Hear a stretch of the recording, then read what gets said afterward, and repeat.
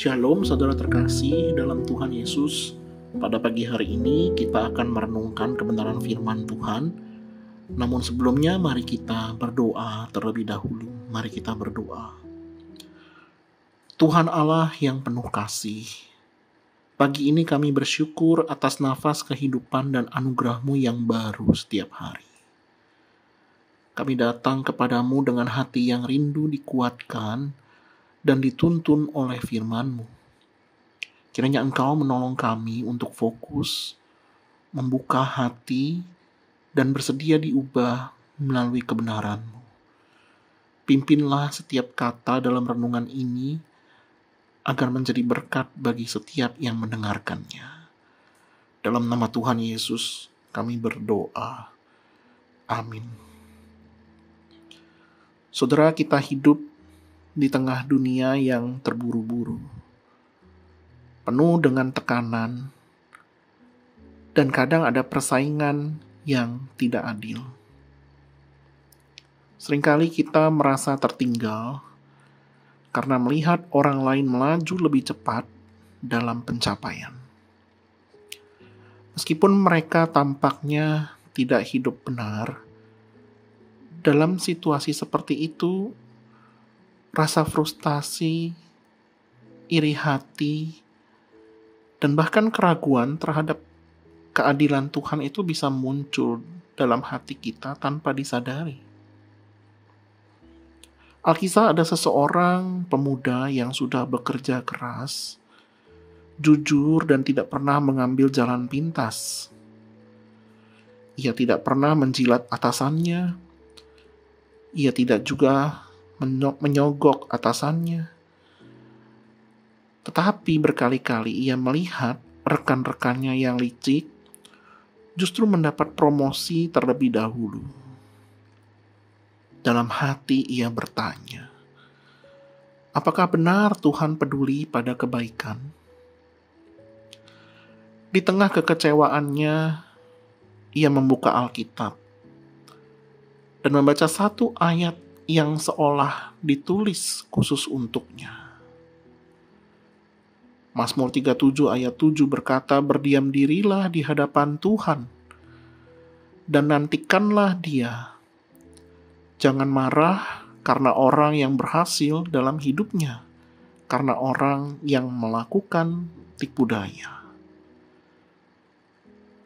Saudara, Mazmur 37 ini ditulis oleh Daud bukan saat ia muda, tetapi ketika ia sudah lanjut usia dan telah melihat berbagai liku kehidupan.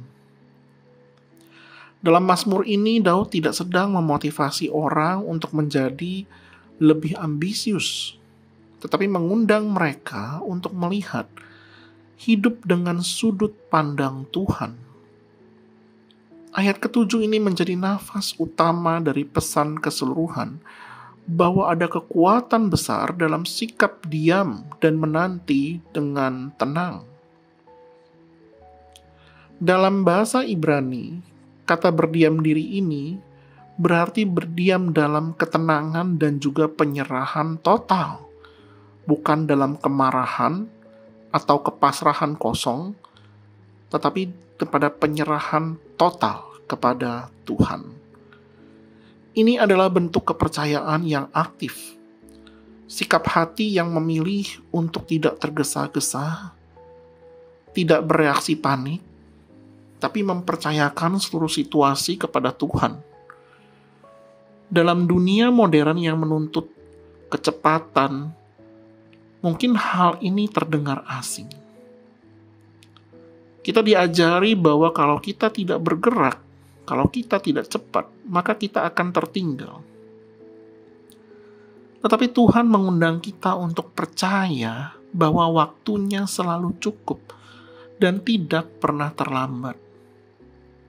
Ketika kita melihat orang jahat berhasil dalam hidupnya, hati kita bisa goyah. Rasa keadilan kita berteriak.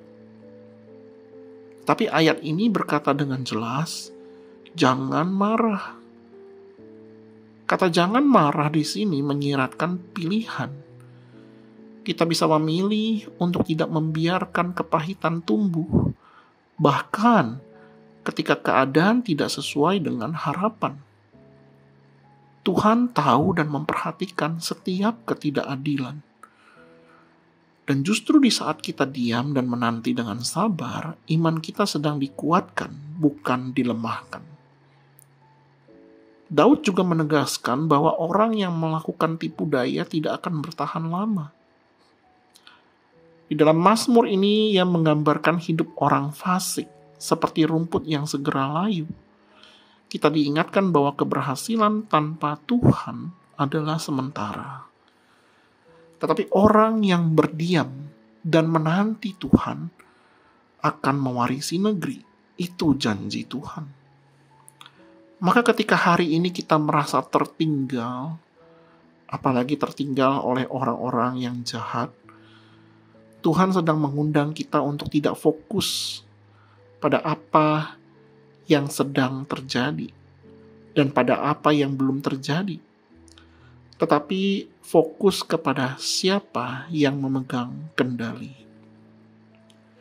Injil mengajarkan bahwa Kristus sendiri menjadi teladan tertinggi dari penantian yang penuh dengan ketundukan.